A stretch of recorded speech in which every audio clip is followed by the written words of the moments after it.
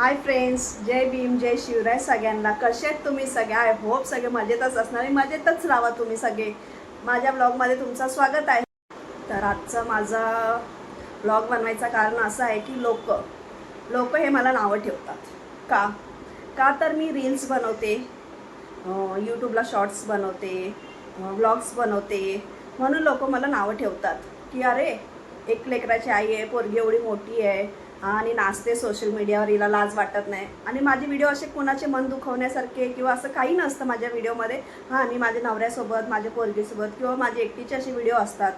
बाकी असं काहीच नाही की मी कपडे काढून नाचते की मी काय करते. तरी पण लोक मला नावं ठेवतात, बोलतात. ठीक आहे, कधी कधी आपण लोकांचा विचार नाही करत, पण कधी कधी एखादा शब्द मनाला वाईट वाटतं की का आम्ही आमच्या घरी करतो, आम्ही आमच्या घरी खातो, तुमचं का? हां. आणि हे सगळं सोशल मीडियावर रील्स बनवणं, शॉर्ट्स बनवणं, हे सगळं मी फक्त माझ्या पोरगीसाठी करते. का? आता माझ्या पोरगीचे स्वप्न खूप मोठे आहेत.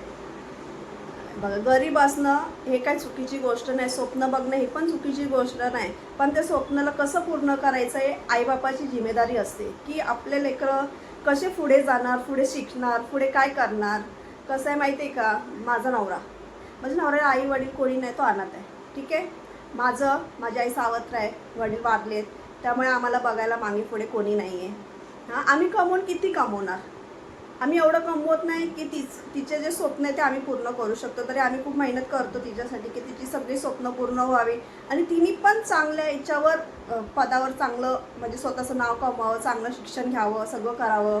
हां, त्यासाठी आपल्याला पैसे पाण्याची गरज असते. म्हणून आम्ही हे सगळं छोटं मोठं सोशल मीडियावर असतो की चल कुठंतरी आपल्याला थोडंफार इन्कम येईल, तर आपण आपल्या पोरगीचे शिक्षणासाठी खूप काही गोष्ट करू.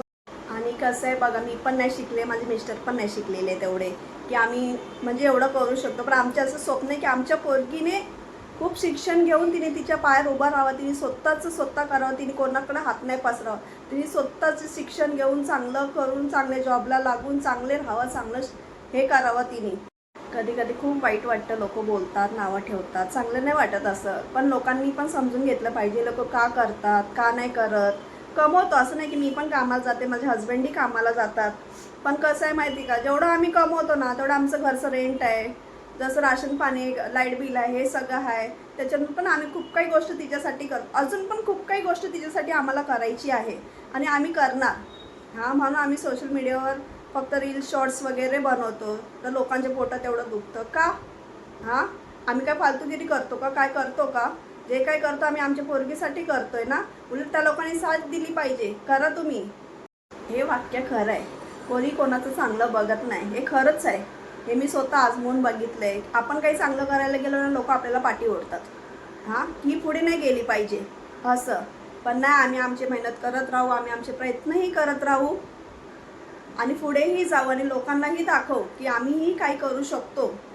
कोणासाठी नाही, फक्त माझ्या पोरगीसाठी करायचं. जर माझा ब्लॉग आवडला असेल तर नक्की लाईक आणि सबस्क्राईब करा. बाय.